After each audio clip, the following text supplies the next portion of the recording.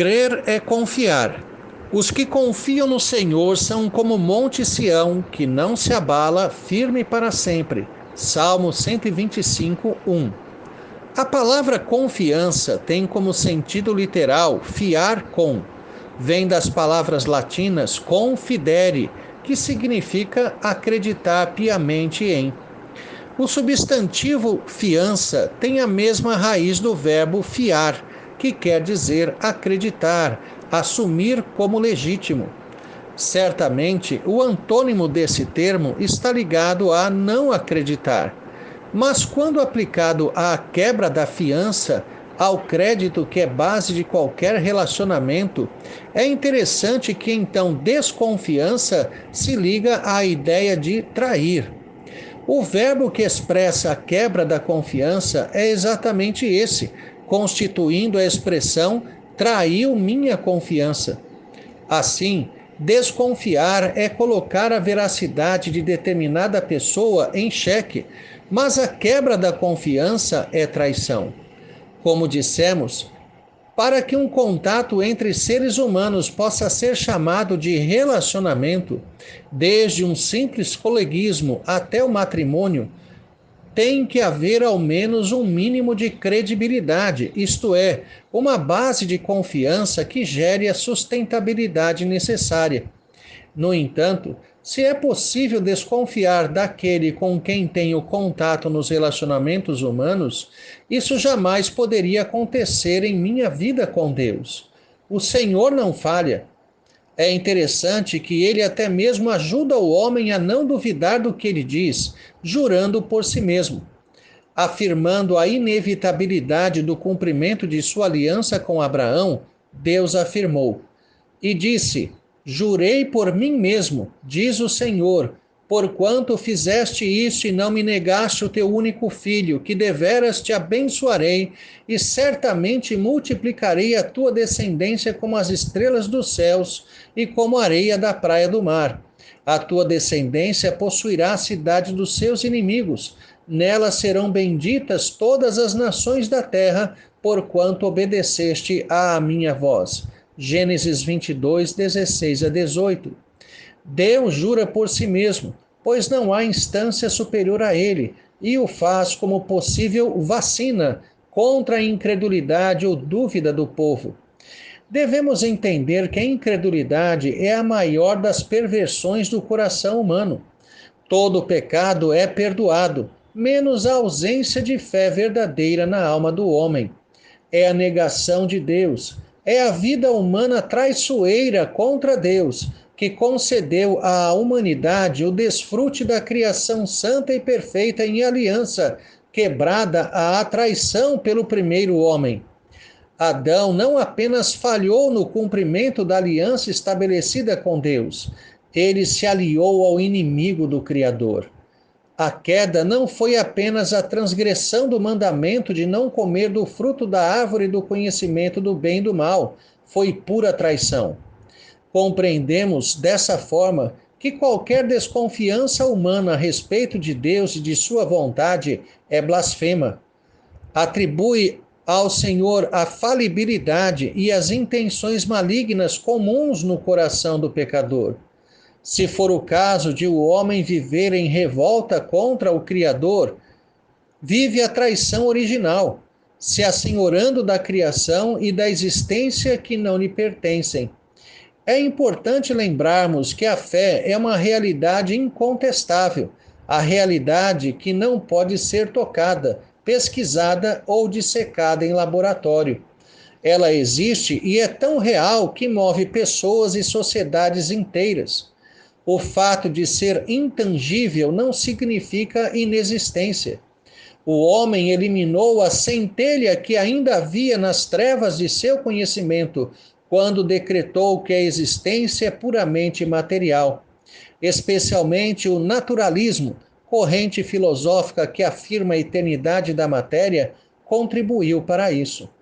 Contudo, o poder da fé é visto impulsionando o mundo físico e material, não apenas transformando vidas, comportamentos e atitudes, mas também trazendo a cura física, segundo o propósito de Deus. conquanto tão presente no homem é experiência subjetiva, além de qualquer análise. Há diferentes tipos de fé, embora só uma seja aquela que expressa o relacionamento legítimo com o único Deus verdadeiro. Existe a fé intelectual, vista basicamente na aceitação de uma informação como verdadeira. Por exemplo, embora não tenhamos conhecido Carlos Magno, aceitamos a sua existência com base em documentos históricos afirmados como legítimos. Cristo é realidade histórica, mas a mera crença no fato de que ele existiu neste mundo não leva ninguém ao conhecimento real de Deus.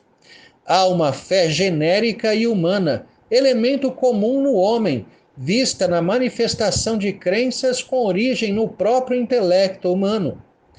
Muitos acreditam em seres elevados ao status de deuses ou entidades supra-humanas, aos quais se atribui poderes sobrenaturais para conceder ao homem aquilo que ele quer.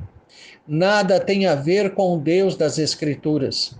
No que se refere à experiência cristã, existem alguns tipos de fé temporária descritos na parábola do semeador. Um tipo de crença sufocada pelos cuidados desta vida e outra que não tem profundidade suficiente para se perpetuar. Ambas podem levar a alguma experiência com Deus, mas nunca à conversão genuína, radical, que transforma um pecador em filho de Deus. A fé verdadeira se distingue da temporária pelo real reconhecimento de Cristo e pela perseverança. Um texto que destaca a diferença entre esses dois tipos de fé é quando Jesus cura 10 leprosos. Todos tiveram fé suficiente para ir até Cristo e lá receberem por graça a cura. Contudo, apenas um voltou e priorizou a Jesus Cristo. Esse ouviu do Senhor: a tua fé te salvou. É uma entrega total, a renúncia de si mesmo e de qualquer prerrogativa humana. O núcleo da fé autêntica é a confiança em Deus. Quando verdadeiramente conhecemos ao Senhor, sabemos que devemos confiar nele. Alegremente fazemos isso como alicerce de nossa vida.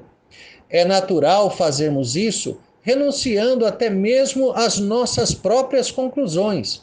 Se a fé é verdadeira, há confiança inabalável em Cristo, mesmo quando não entendemos aquilo que ele permite em nossa vida.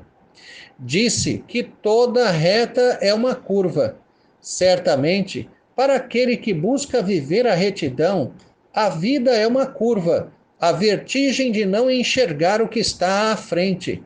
Quando estamos em uma curva, não conseguimos saber o que nos aguarda além da visão em linha reta que temos. Pode haver obstáculos ou algum perigo, bem como agradáveis, surpreendentes paisagens. Como cristãos, temos plena segurança naquele que traçou o nosso caminho. Não tememos as coisas que estão adiante de nós. Crer é confiar. Cuidado com a blasfêmia da desconfiança, o equivalente a acreditar que Deus pode falhar ou agir maldosamente. Fuja da incredulidade, a negação de Deus, genuína traição, o pecado imperdoável. A comparação feita pelo salmista da firmeza do crente que confia com o Monte Sião é muito sugestiva. A figura do monte mostra a solidez resultante da confiança no Senhor. No entanto, o monte especificado era aquele sobre o qual estava Jerusalém, a chamada Cidade de Deus e Cidade de Davi. Ela representa a própria igreja no Antigo Testamento. Portanto, é provável que o salmista também queira denotar a presença de Deus com o seu povo, como base de nossa confiança. Cremos em um Deus presente, não distante, que habita conosco, verdadeiramente mora em cada um de nós. Não há como não confiar naquele que jamais nos abandona. O que assim crê tem uma vida inabalável. Esta é a certeza e a segurança do crente, confiar na vontade do soberano Deus. Entrega total que resulta a paz que excede todo entendimento.